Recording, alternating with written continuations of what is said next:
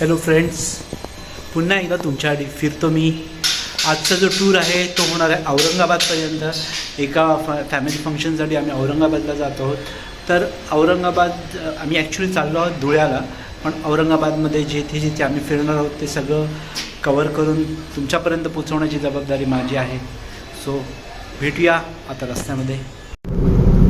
मित्रांनो, आता आम्ही निघालो आहोत औरंगाबादच्या दिशेने. मुंबईचे औरंगाबाद हे अंतर 313 किलोमीटरचं आहे. जवळजवळ 6 तासाचं ही जर्नी आहे. आणि ह्या 6 तासात थोडी ब्रेक जर्नी पण होईल. आणि ह्या 6 तासात जेव्हा आम्ही रात्री जवळजवळ 9-9:30च्या दरम्यान तिथे पोहोचू.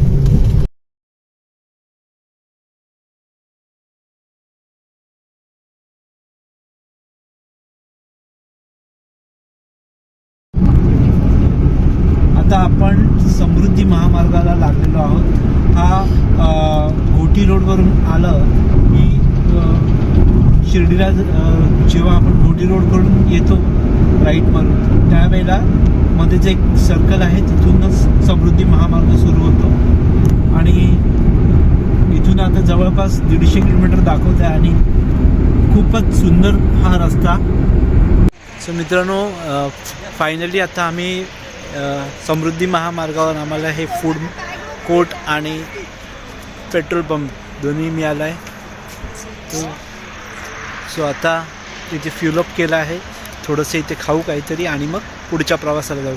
एक महत्त्वाची गोष्ट सांगायची राहिली आहे की समृद्धी महामार्गाचे जे टोल फ्री नंबर दिलेले आहेत हेल्प डेस्कचे, त्यातला जो पहिला नंबर गुगलवरती आहे तो लागत नाही आहे. आणि तो बेसिकली मुलुंड टोल नाक्याचा नंबर आहे असं येतं आहे ट्रू कॉलरमध्ये.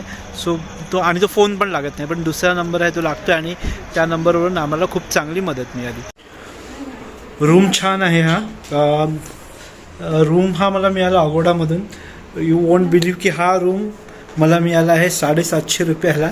पण याच्यामागे मोठी स्टोरी झाली होती. मी एक हॉटेलमध्ये रूम बुक केला होता आणि तो ओयोचा हॉटेल होता आणि ते कॅन्सल झालं. कॅन्सल म्हणजे त्या हॉटेलच्या मालकाने सांगितलं की इथे जागा नाही आहे आणि त्यामुळे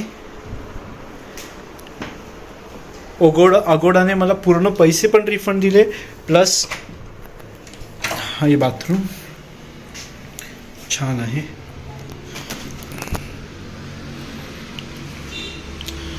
ओव्हरऑल डिसेंट रूम आहे.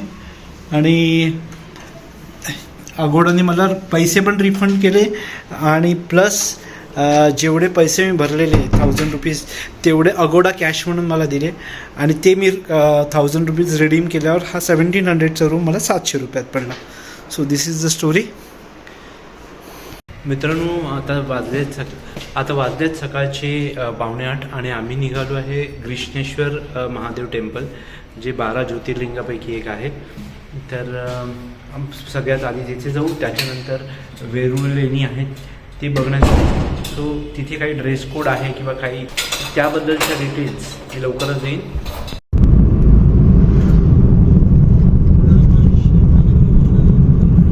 हे खुलदाबाद फॉरेस्ट आहे आणि खुलदाबाद फॉरेस्टमध्ये वेरूळ लेणी आहेत आणि ग्रीष्णेश्वर महादेव मंदिर जे 12 ज्योतिर्लिंगामध्ये येतं, त्याचं ह्या मंदिराचा त्यामध्ये समावेश होतो. सो ते जवळजवळ इकडनं 4 किलोमीटर आहे.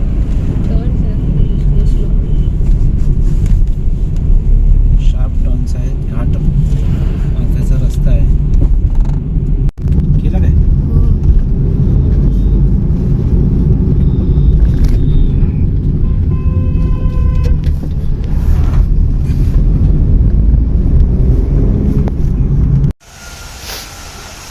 ग्रीष्णेश्वर महादेवाचं दर्शन झालेलं आहे आणि आता आम्ही ब्रेकफास्ट करायला थांबलो आहोत. फक्त ग्रीष्णेश्वर महादेव मंदिरामध्ये कॅमेरा अलाउड नाही आहे, त्यामुळे मी तिथलं आतलं काही शूट करू शकलो नाही. बाकी एलोरा महत्त्वाची गोष्ट म्हणजे ग्रीष्णेश्वर महादेव मंदिरामध्ये ड्रेस कोड आहे. लेडीजसाठी नाही पण जेंट्ससाठी शर्टवरचं अगदी बनियान पण काढावा लागतो आणि तुम्हाला दर्शन घ्यावं लागतं. इथं वेरूळमध्ये तुम्हाला एकूण 34 लेण्या बघायला भेटतात सर. ओके. त्यापैकी 1 ते 12 बौद्ध लेण्या आहे, 13 पासून 29 पर्यंत हिंदू धर्माच्या लेण्या आहे आणि 30 ते 34 जैन धर्माच्या लेण्या. 5 लेण्या जैन धर्माच्या आहे, 17 लेण्या हिंदू धर्माच्या आणि 12 लेण्या बौद्ध धर्माच्या आहे. त्यापैकी महत्त्वाच्या ज्या तुम्हाला ना 4 लेण्या ज्या असणार ना त्या फिरून आणणार आम्ही तुम्हाला. त्यामध्ये 10 नंबर आहे, 8 नंबर आहे, 14 नंबर आणि 16 नंबर आहे. ह्या 4 लेण्या असते इथं महत्त्वाच्या हिंदू आणि बौद्धांच्या. या 4 लेण्याला तुम्हाला 1 दीड तास लागतो. त्याच्या बाद तुमची एनर्जी वाचली, इच्छा झाली जैन धर्माच्या लेण्यासाठी. ही जे क्यू दिसलं तुम्हाला ही लाईन ही जैन लेण्यासाठी असते, खूप दूर असते ती. 2 किलोमीटर जाणे 2 किलोमीटर त्यासाठी. हो, त्यासाठी इलेक्ट्रिक कार असते. पहिले गव्हर्नमेंट बस चालवते, आता इलेक्ट्रिक कार असते. सो आपण पहिले तिकडनं स्टार्ट करणार, तसं बघत बघा इकडे येणार सर. हे असं इलेक्ट्रिक 29 इलेक्ट्रिक कार से 29 से लेके 29 ते 34 पर्यंतच्या लेण्या इलेक्ट्रिक गाड्या दाखवतात. ओके. आणि हा मॅप आहे लेण्यांचा. बाकीची माहिती ऑलरेडी आपल्या गाईडने तुम्हाला सांगितलेली आहे. आपण एलोरामध्ये आलेलो आहोत आणि आपले गाईड आहेत ते आपल्याला बेसिक माहिती सांगतात. सो तुम्ही तर अजिंठा लेणी बघितली का सर? नाही अजून. ॲक्च्युली अजिंठा आणि वेरूळ यांचं वाटलं तर माझ्या हातात देऊन टाका. हां. सो अजिंठा आणि वेरूळ यांचं संघ नाव घेतलं जातं, पण यांच्यामध्ये खूप सारा डिफरंट आहे, खूप सारा फरक आहे. अजिंठा इथून 110 किलोमीटरच्या दूरीवर आहे आणि वेरूळ यांचं यांचं संघ नाव याच्यामुळे घेतलं जातं. हे दोन्ही एका जिल्ह्यामध्ये येतात सर, संभाजीनगर जिल्ह्यामध्ये येतं आणि औरंगाबाद डिस्ट्रिक्ट पण म्हटलं जातं. तर ह्या दोन्ही संघ एका डिस्ट्रिक्टमध्ये त्यामुळे यांचं नाव घेतलं जातं, पण यांच्यामध्ये खूप सारा डिफरंट आहे, खूप सारा फरक आहे सर. अजिंठा चित्रकलासाठी ओळखला जातो, वेरूळ शिल्पकलासाठी. हो, वेरूळ शिल्पकला. अजिंठ्यामध्ये 80% पेंटिंग आहे आणि 20% कार्विंग आहे, बट वेरूळामध्ये 100% कार्विंगच फेमस आहे.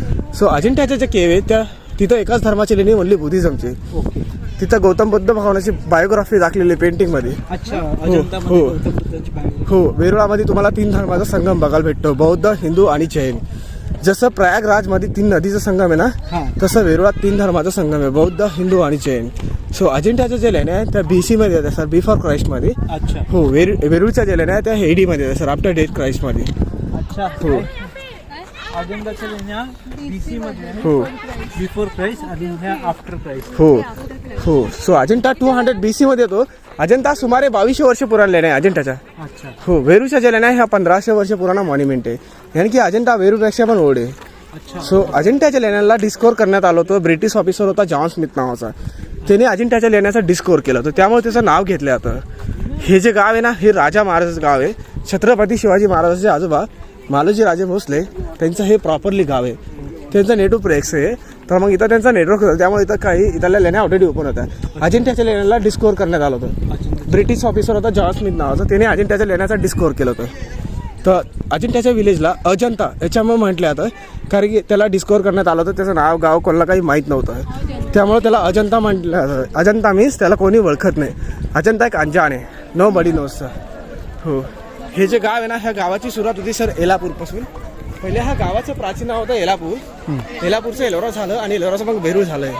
मराठीत वेरूळ म्हटलं जातं, हिंदी इंग्लिशमध्ये एलोरा, संस्कृतमध्ये एलापूर म्हटलं जातं. ओके. इंग्रजाच्या काळामध्ये त्या लोकांनी एलापूरचं एलोरा केलं आहे, याच्यामुळं त्यांना संस्कृत वर्ड्स नव्हतं जमत, एलापूर वर्ड्स. त्या लोकांनी एलापूरचं एलोरा केलं आहे आणि एलोराचं मग वेरूळ झालं आहे. वेरूळचं जे प्राचीन नाव होतं मराठी नाव ते होतं वारुळ. ओके. वारुळ मीन्स स्नेकचं जे घर असतं त्याला मराठीत वारुळ म्हटलं जातं. हे पहिल्यापासून धार्मिक विलेज आहे. इथून अर्ध्या किलोमीटरच्या दूरीवर एक ज्योतिर्लिंग मंदिर आहे, घृष्णेश्वर. हो, आम्ही व्हिजिट केलं. Right, correct. ते ज्योतिर्लिंगामध्ये 12वं ज्योतिर्लिंग आहे सर, ते सगळ्यात महत्वाचं आहे. सगळ्यात 12वं ज्योतिर्लिंग सगळ्यात महत्वाचं हे आज जे गेलो ते. सो ह्याच वेरूळामध्ये तुम्हाला एकूणच्या 34 ज्या लेण्या बघायला भेटत आहे, त्यापैकी 1 ते 12 बौद्ध लेण्या आहेत, 13 ते 29 हिंदू धर्माच्या लेण्या आहेत आणि 30 ते 34 5 जैन धर्माच्या लेण्या आहेत. सो 1 पासून 12 पर्यंत ज्या बौद्ध लेण्या आहेत त्यांना बनविणारे जे राजे होते ते चालुक्य साम्राज्याचे होते. चालुक्य डायनास्टी फ्रॉम बदामी कर्नाटका. त्यांनी बुद्धिझमच्या केव्स बनवल्या होत्या, ज्या इसवी सन 5व्या शतकापासून तर 7व्या शतकापर्यंत, ज्या 1500 वर्ष पुराण्या आहे. सो 7व्या शतकापासून तर 9व्या शतकापर्यंत हिंदू धर्माच्या लेण्या बनल्या होत्या, जे राष्ट्रकुटा श्री कृष्णदेवराय विजयनगर हम्पी हे पण एक कर्नाटकचे राजे होते, त्यांनी हिंदू केव्स बनवले होत्या. 30 ते 34 ज्या 5 जैन धर्माच्या लेण्या आहे ते अमगवर्ष नावाचे राजे होते उज्जैनचे मध्यप्रदेश. हे पण एक राष्ट्रकुटा फॅमिलीमधले लास्ट किंग होते. असे एकूण 34 लेण्या बनवायला 600 वर्ष लागले होते. इसवी सन 5व्या शतकापासून तर 11व्या शतकापर्यंत लेण्याचं निर्माण केलं गेलं आहे, केवळ छन्नी आणि आतुडीने. त्यावेळेस काही असं मशीन वगैरे नव्हतं, काही असं अवजार वगैरे नव्हतं. हे सगळ्या लेण्यामांचा त्यांचा जे उद्देश होता हा पूजा पाठ आणि धर्माच्या प्रचारासाठी. तिकडे थांब आणि ऐक. येणाऱ्या पिढीला माहीत झालं पाहिजे. सावली होता येणाऱ्या पिढीला माहीत झालं पाहिजे होतं देवधर्म होते आणि रिलिजन होते आणि सर हे सगळ्या लेण्यामांचा त्यांचा अजून एक रिझन होता. हा जो डोंगर आहे ह्या डोंगरामध्ये हा जो दगड आहे ह्या दगडाचं नाव आहे sir basalt rock. Basalt rock. हो, जो वाल्कोनापासून तयार होतो लावापासून. हा दिसायला एकदम सॉफ्ट दगड दिसतो पण हा खूप स्ट्रॉंग दगड असतो आणि बेस्ट कार्विंगसाठी ओळखला जातो. त्यामुळे तुम्हाला इथं बेस्ट कार्विंग बघायला भेटते. याच बेसाल्ट रॉकची खासियत असते. जसं की तुम्ही समरच्या दिवस आले तर बाहेर तुम्हाला गरम वाटणार पण जसं तुम्ही केवच्या आतमध्ये गेले नॉर्मल AC टाईम वाटणार. विंटरच्या दिवसात आले तर बाहेर कूलिंग वाटणार पण जसं तुम्ही केवमध्ये गेले एकदम वॉर्म वाटणार. ह्या स्टोनची खासियत असते. हा जो डोंगर दिसतो तुम्हाला जो महाराष्ट्रामध्ये सह्याद्री माउंटेनची जी रेंज आहे त्याच्यामधला की सह्या माउंटेनचं नाव आहे सह्याद्री माउंटेन. हा पश्चिमी घाटचा सह्याद्री माउंटेन आहे, वेस्टर्न घाटचा, ज्याची रेंज असते गुजरात, महाराष्ट्र, कर्नाटक आणि गोवामध्ये. आता बघा ते समोरचे ते 3 पिलर दिसले तुम्हाला. हो. ती लेणी क्रमांक 1 आहे. सो केव नंबर 1 पासून तर 10 पर्यंत ह्या केव्स आहे. हो, तिथून एक केव नंबर 1 आहे. केव नंबर 1 to 10 हे. सो 1 to 9 जे केव आहे ना ते हे बौद्ध विहार. ओके. आणि 10 नंबर जे आहे ना हे चैत्य विहार. यानी की जे 12 ज्या बौद्ध लेण्या आहे ना त्यापैकी 11 लेण्या बौद्ध विहार आहे आणि की 11 लेण्या बौद्ध मोनास्ट्री आहे. एकच लेणी चैत्य विहार आहे. सो चैत्य विहार याच्यामुळे म्हटलं जातं ही 10 नंबरची लेणीचं नाव आहे चैत्य विहार. चैत्य विहार याच्यामुळे म्हटलं जातं जे बौद्ध धर्मामध्ये जे प्रार्थना कक्ष असतं ना पूजापाठ करण्याची जी जागा त्याला चैत्य विहार म्हटलं जातं, प्रेयर हॉल. हे पण बौद्ध धर्म. हा, ही सगळ्यात महत्वाची ना. सो याला चैत्य विहार म्हटलं जातं. चैत्य याच्यामुळे म्हटलं जातं याच्यामध्ये एक स्तूप आहे 20 फुटाचा स्तूप याच्या आतमध्ये. तर ज्या लेणीमध्ये स्तूप असतो ना त्याला चैत्य विहार म्हटलं जातं. हो, चैत्याचा अर्थ होता चैतन्य. ह्याच लेणीला अजून नावाने बघल्या जातं सुतारांची झोपडी या मग विश्वकर्माची लेणी पण म्हटल्या जातात. त्याच्यामुळे तुम्ही लेणीच्या आतमध्ये प्रवेश केला आणि सिलिंगला बघशाल तुम्हाला असा आवाज होणार की वरती सगळं बांबूचं आहे, लाकडाचं आहे. एक लाकडामध्ये बांबूमध्ये झोपडी वगैरे बांधतो ना एक सुतार, तसं ते सिलिंगला बघायला भेटणार. तुम्हाला असा आवाज होणार की हे सगळं लाकडाचं आहे पण हे तर सगळं दगडाचं आहे. त्यामुळे लेणीला कार्पेंटरचा हाऊस म्हटलं जातं. आहे दगडाचं पण वाटणार लाकडाचं. हो, कारण की हे बघ येईल काय कोणाला. ओके. हे बघ सुताराची झोपडी या मग विश्वकर्माची लेणी म्हटलं जातं याच्यामुळे कारण ते सिलिंगला तसं बांधलं आहे. ओके, असं वाटणार like wood but is not wood. असा फोटो येईल आतमध्ये. हो, आतमध्ये येणार सर. तर विश्वकर्माच्या नावाने याच्यामुळे वाकलं आता जे आर्किटेक्चर ऑफ जे गॉड होते त्यांना केवसला समर्पित केलेलं आहे. लेणीच्या आतमध्ये गेल्यावर तुम्हाला असा आभास होणार की या लेणीला कोणी साधारण मनुष्य काम नाही करू शकत आहे. ह्याच्यासाठी कोणी गॉड उद्देश पाहिजे या मग स्वयं विश्वकर्मा भगवान त्याच्यासाठी कारण ते आर्किटेक्चर ऑफ गॉड मानले जाते आणि कार्पेंटर्स ऑफ पॅराडाईस मानले जाते, स्वर्गीय निर्माते. त्यांना केवसला डेडिकेट केलेलं आहे. याच लेणीला अजून एक नावाने ओळखलं जातं हत्तीच्या शरीराचा जो सांगडा जो असतो ना एलिफंटचा जो स्केलिटन जो असतो तुम्ही लेणीच्या आतमध्ये एंटर केला आणि सिलिंगला बघशाल तुम्हाला तसं वाटणार ते रिब्स एलिफंटच्या स्केलिटनचे रिब्स वाटणार तुम्हाला तसं. प्रत्येक धर्मामध्ये 2 पंथ असतात, हिनयान आणि महायान. बुद्धिझम मध्ये 2 असतात. ठीक आहे ना. या लेणीच्या आतमध्ये 20 फुटाचा स्तूप आहे, 12 फुटाची मूर्ती आहे. आणि आता तुम्ही हे बघून या त्यावेळेस बौद्ध भिक्षू लागत राहायचे. आता तुम्ही हे जाऊन बघून या. तुम्हाला काही डाऊट आला मी तुम्हाला अजून एक बार सांगणार. ठीक आहे ना. आता तुम्ही जाऊन बघून या, मी तर तुमची वाट बघणार. या तुम्ही बघा. हां, ही जी 10 नंबरची लेणी आहे याच्याबद्दल आता माहिती सांगितली. केव्ज नंबर 10 याच्याबद्दल ऑलरेडी आता बरीचशी माहिती आपल्या गाईडने सांगितलेली आहे. सो आता आपण ह्या लेणीमध्ये एंटर करतो.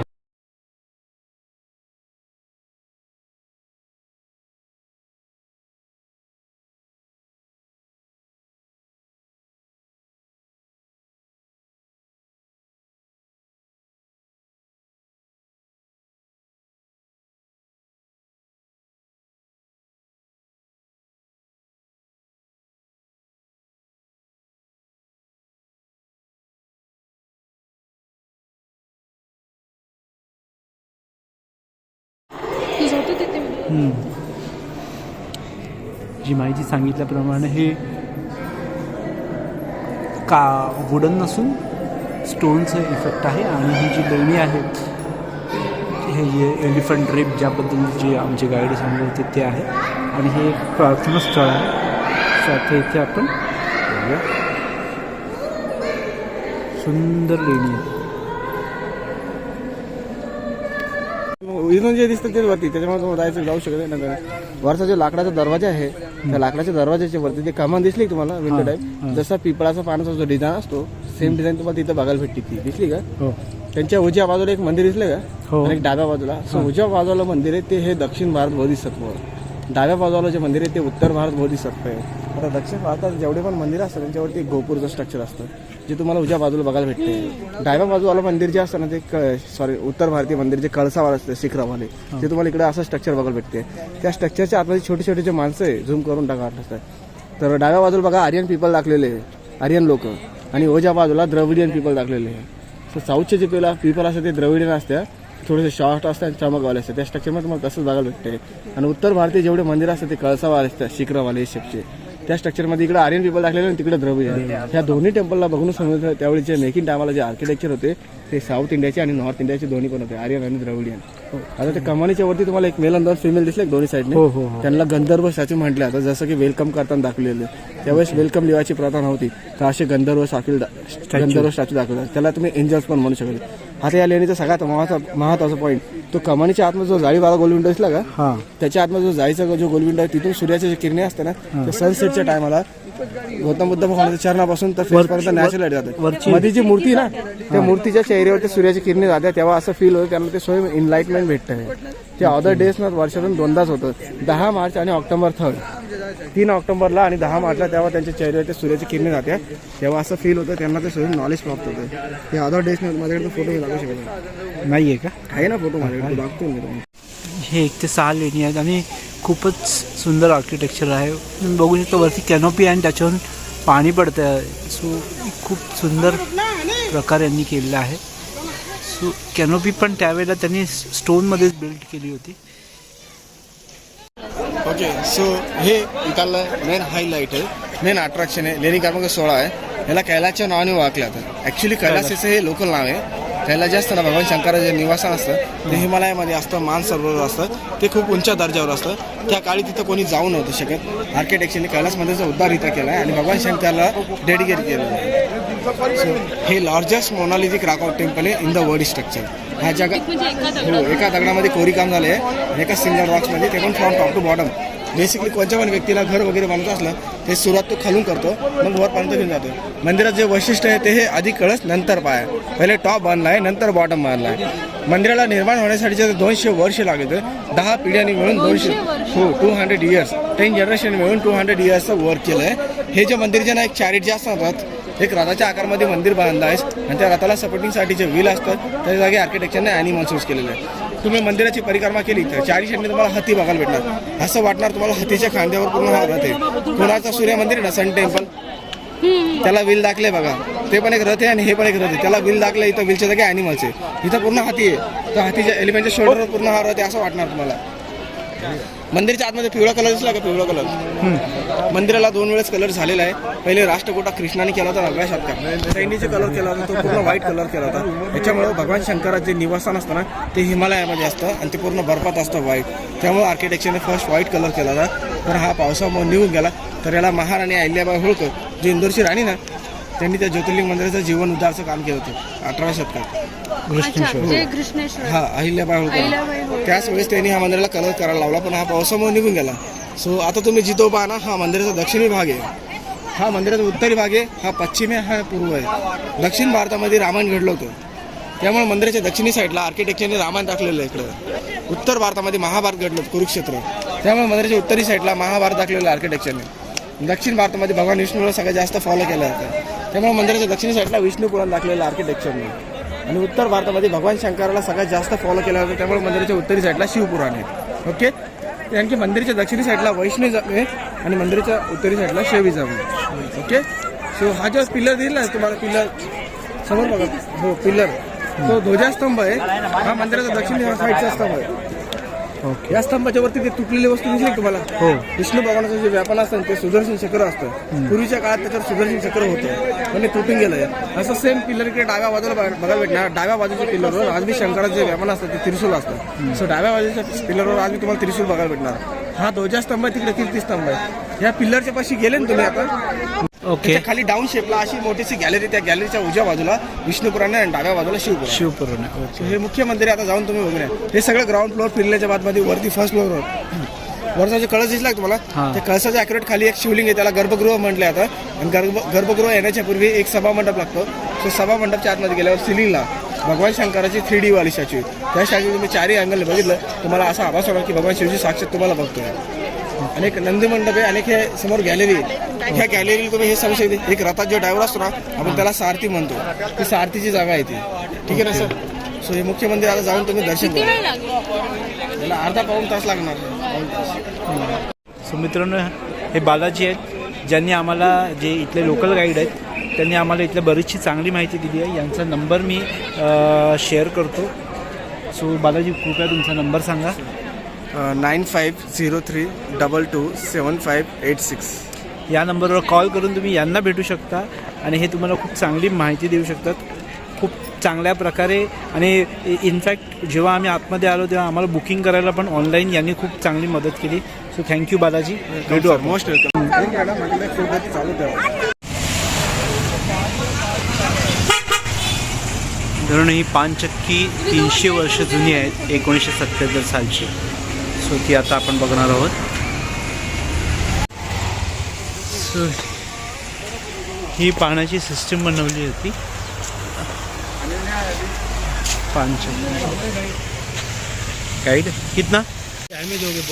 हाँ, वापस से बताओ. हाँ, नाम क्या है आपका? जुबेर पटेल. जुबेर भाई. जुबेर देख रहे हैं. मराठी येतं? हाथी सर पण थोड़ा अटक जाता है. थोडा अटक जात आहे. इसलिए हिंदी अच्छी है. हां, चालेल. हे आपले जुबेर आपले गाईड आहेत, ते आता आपल्याला सांगतील. ये जो दरवाजा देख रहे हैं आप, ये दरवाजे का नाम है महमूद दरवाज़ा. ऐसे औरंगाबाद सिटी में 52 दरवाजे थे. ओके. अभी पूरी जो औरंगाबाद की ये साइड में जो नदी देख रहे हैं, खाम नदी है. खाम नदी. इतनी एक ही नदी है औरंगाबाद में. ओके. उसकी भी वाट लगा दी. उसकी बात लगा. अब जो देख रहे हैं ये पान चक्की, हाँ. बहुत सारे लोग इसको पवन चक्की कहते हैं. हाँ. पवन चक्की वो होती है जो हवा से ऊर्जा निर्मित करती है. ये पान चक्की पानी के प्रेशर से चलने वाली चक्की.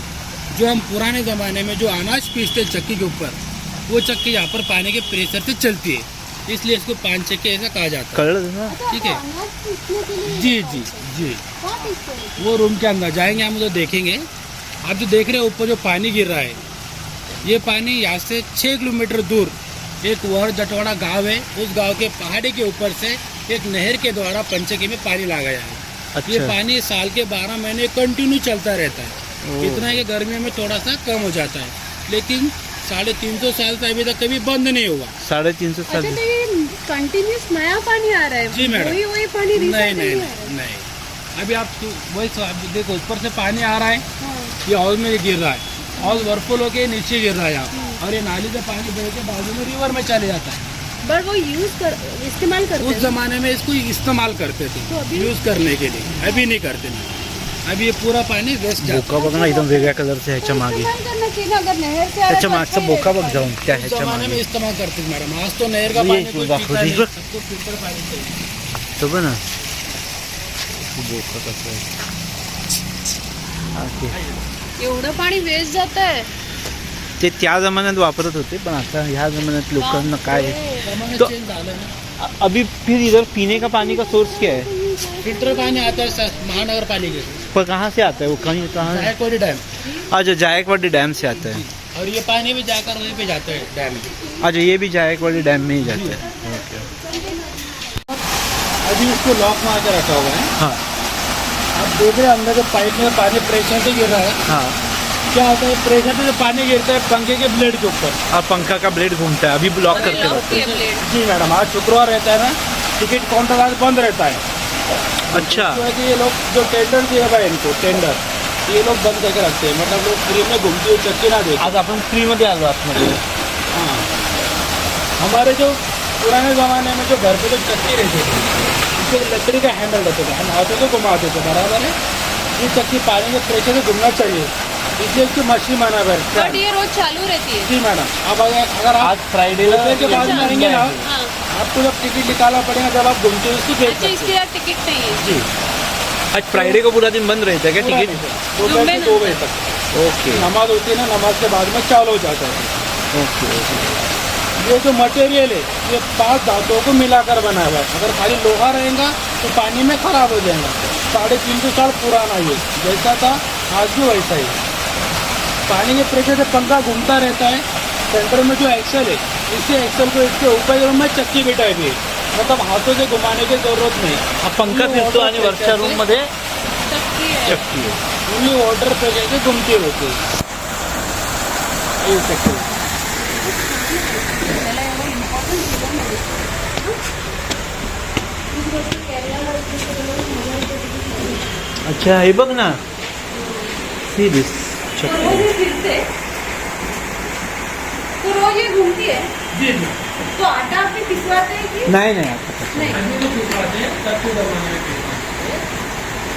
आता फक्त चक्की पिसून ते डेमो देतात. के जमाने की एक टेक्नोलॉजी मैडम.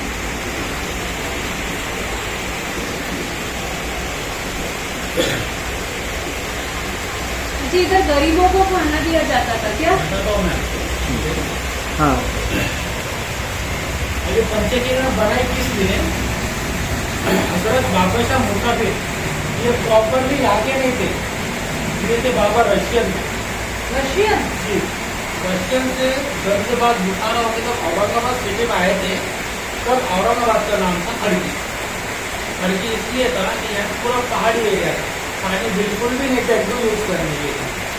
जब हजरत बाबाशाह मुसाफिर सफर करते करते जब यहाँ खड़की गाँव में आए थे, तो सबसे पहला मुकाम वो जो पेड़ देखे आपने 600 साल पुराना पेड़, उसके नीचे किए थे.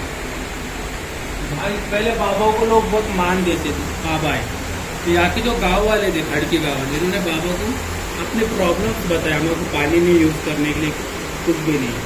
बाबा ने पानी का खोज करके 6 किलोमीटर दूर से गाँव वाले के लिए पानी ला कर दिया ये हाउस के अंदर. तब के ज़माने में खड़की पूरा खड़की गाँव ये हाउस का पानी वापरता था. फिर इनके साथ में जो लोग भी थे जिनको खाने की भी जरूरत पड़ती थी, तो बाबा को जो दान किया हुआ जो अनाज रहता था, वो अनाज जो मिलता था तो छोटी सी चक्की के ऊपर पीस कर उसका खाना बनाकर गरीब मतलब खुद का गुजारा करते थे. फिर उन्होंने अगला कदम गरीबों की मदद कैसे किए जाए, तो फिर एक पानी से चलने वाली चक्की बनाई. इसके ऊपर उस जमाने में एक दिन में 160 किलो अनाज पीसा जाता था. और ये पूरा अनाज आता कहाँ से था? इनको लोग अनाज दान करते थे. ये नेक काम, अच्छा काम करते थे. इसके वजह से पूरा अनाज को यहाँ पर पीस कर उसका खाना बनाकर गरीब यतीम लोगों के लिए यहाँ पर भंडारा होता था. मतलब धर्म जात का कोई इशू नहीं था, जो भी जरूरतमंद आएगा खाना काटे जाएगा. ये पंचकीर्ण खाली गरीब लोगों के लिए बनाई थी. अरे बाबा कोई राजा महाराजा कोई ऐसे कोई नहीं थे, ये साधारण एक संत सोके बाबा था. ठीक आहे, आपको जो सवाल होता पूछा. सो आता आम्ही आलो आहोत बीबी का मकबरा बघायला. एक मिनिट.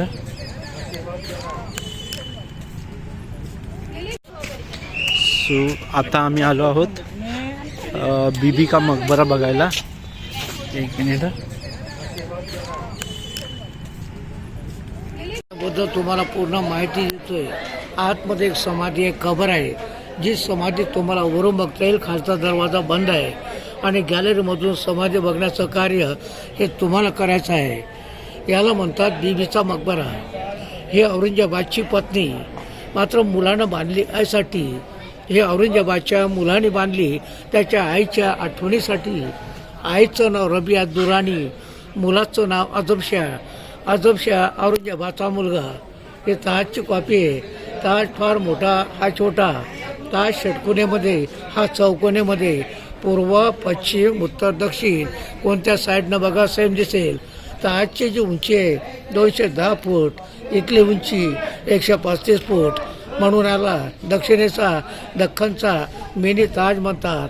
ही जी इमारत आहे 1661 बांधण्यात आली आणि त्यावेळेला खर्च 6,68,203 रुपये 7 आणे. आग्र्याचा ताजचा खर्च त्या काळी 32 लाख. ह्या आग्र्याच्या ताजमाची सेम कॉपी सेम प्रतिकृती. मात्र ताज पूर्ण मार्बलचा. इथे 20% मार्बल 80% प्लास्टर. जे डोम टॉपचं मार्बल, खालचा बेस मार्बल, मधला जो भाग आहे तो प्लास्टर ऑफ पॅरिस.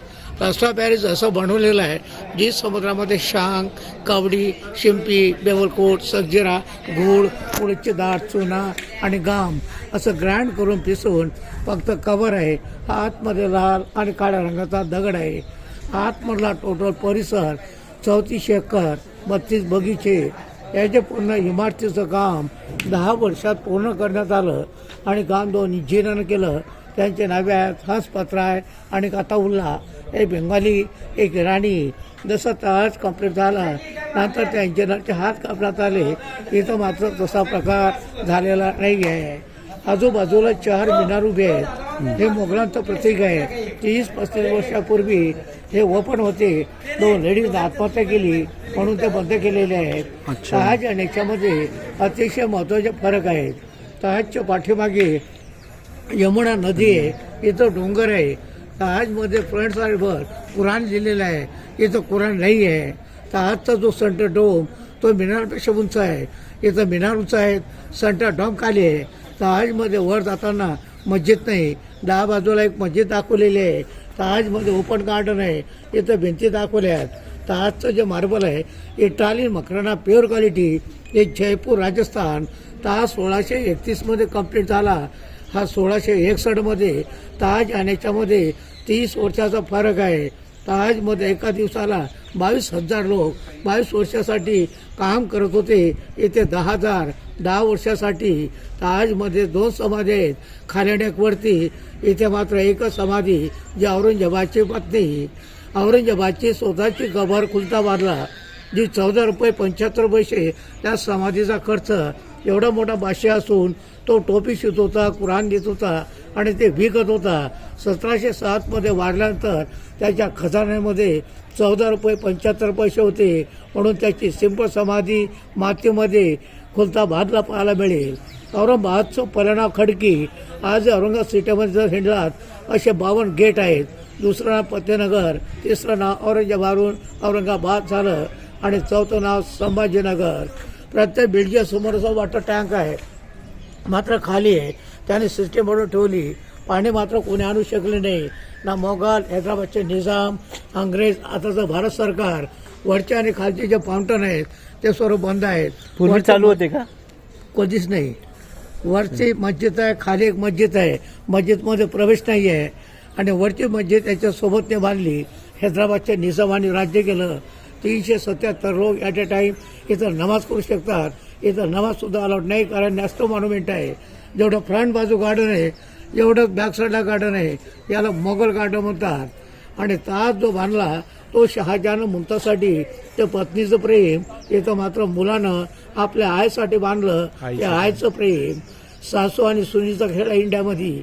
आग्रावाली सासू आहे, महाराष्ट्र सून आहे.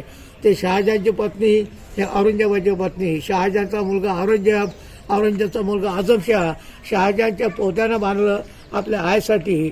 तर आईचं नाव रबिया दुराणीचा मकबरा, जो वरून तुम्हाला बघता येईल. आणू शकले आणले बाबा तिथे. हां कोणी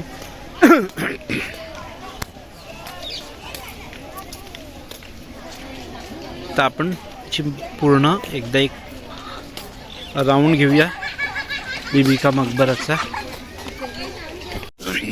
तर आपण आलो आहोत इथे बीबी का मकबरा इथे. आता याची माहिती मी पुन्हा सांगणार नाही, कारण की ऑलरेडी आपल्या गाईडनी याच्याबद्दल बरंचसं आपल्याला सांगितलं आहे. आपण फक्त आतमध्ये जाऊन बघून घेऊ.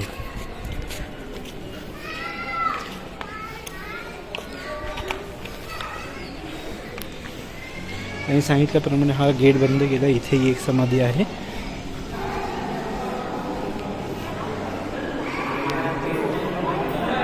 खूप छान कोरीव नक्षीकाम केलेलं आहे.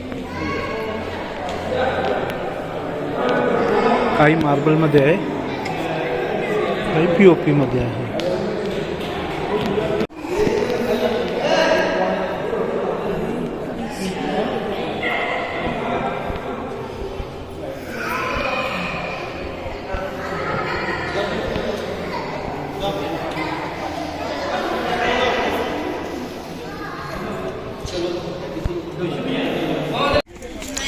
अजंताला आल्यानंतर तिथे पार्किंग स्टँड आहे. तिथे तुम्ही कार पार्क करून पुढे इथे येऊ शकता. कार पार्क केल्यानंतर इथे गव्हर्नमेंटच्या बसेस आहेत, त्या तुम्हाला ॲक्च्युली लेण्यांपर्यंत पोहोचवतात. त्या शटल बसेस आहेत. 25 रुपये नॉन AC, 30 रुपये AC बस. वैष्णवी AC AC बस मध्ये निघाली लवकर तर निघणार लगेच, विचार ना जरा कधी निघणार. AC बसेस आहेत.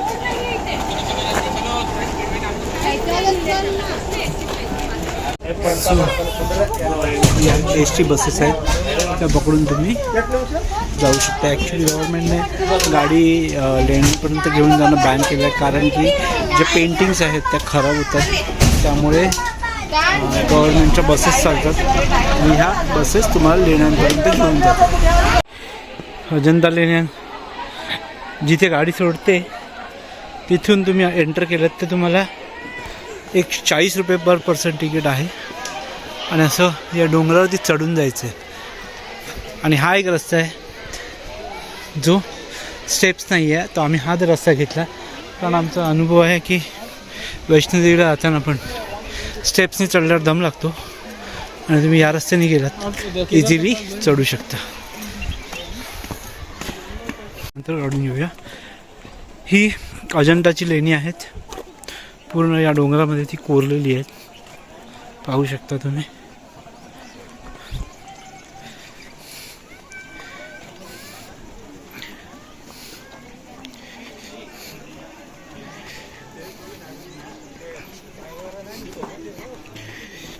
दगडाच्या खालून जायचंय.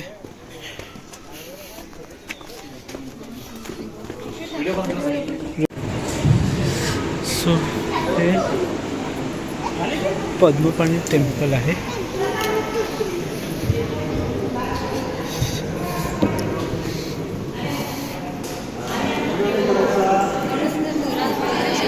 हे पेंटिंग्स आहेत. वैष्णवी तू कॅमेरा पकड, मी तुम्हाला दाखवतो. हे वरती सी ऑन सिलिंग ऑन सिलिंग.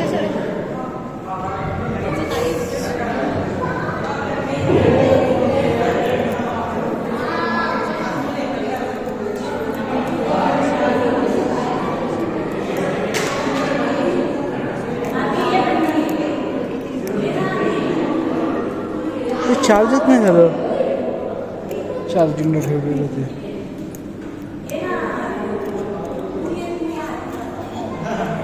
ते इतिहासाच्या पुस्तकात हे चित्र नेहमी असायचं आणि ते अजंता लेण्यांमधलं आहे.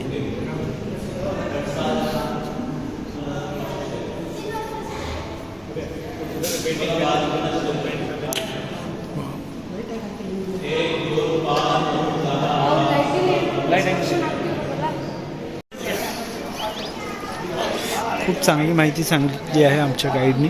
ओनली थिंग इज की आतमध्ये रेकॉर्डिंग करायला अलाउड नाही आहे, त्यामुळे आम्ही आपलं काही शूट करत नाही आहे.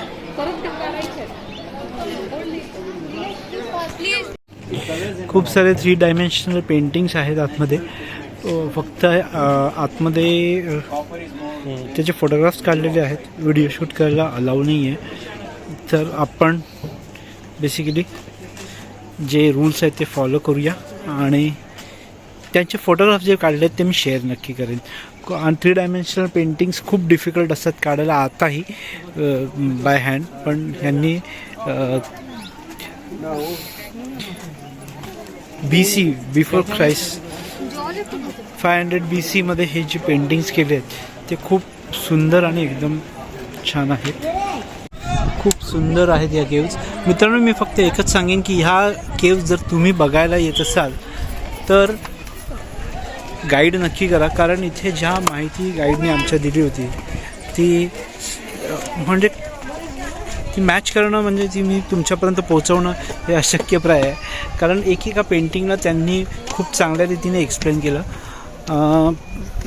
आणि तिथे त्यांनी शूट करायला अलाव नाही केलं, कारण की इथे शूट करणं म्हणजे इथे जे त्या प्रत्येक पेंटिंगबद्दल सांगणं ऑफकोर्स हा त्यांचा व्यवसाय पण असेल, पण त्या जे आमच्यासोबत होते गाईड त्यांनी 42 वर्ष याच्यासाठी खर्च केले आणि 42 वर्ष खर्च केलेत आणि त्यांनी याच्यावरती एक पुस्तक देखील लिहिलं आहे. मला जमलं तर मी ते पुस्तक विकत घेईन आणि तुम्हाला दाखवेन ते देखील. इथे सो ऑलमोस्ट हा जो व्हिडिओ आहे तो मी इथे संपवणार आहे, कारण की यानंतर आम्ही जाणार आहोत अमळनेर इथे धुळे येथे. तिथे आम्हाला एक फॅमिली फंक्शन आहे, एक लग्न आहे, ते अटेंड करायचं आहे. आणि जर तिथे एखादी अशी कोणती गोष्ट वेगळं काय मॉन्युमेंट्स दिसलं तर नक्कीच कवर केलं जाईल. ऑर एल्स हा ब्लॉग आपण इथेच संपवू असं समजा.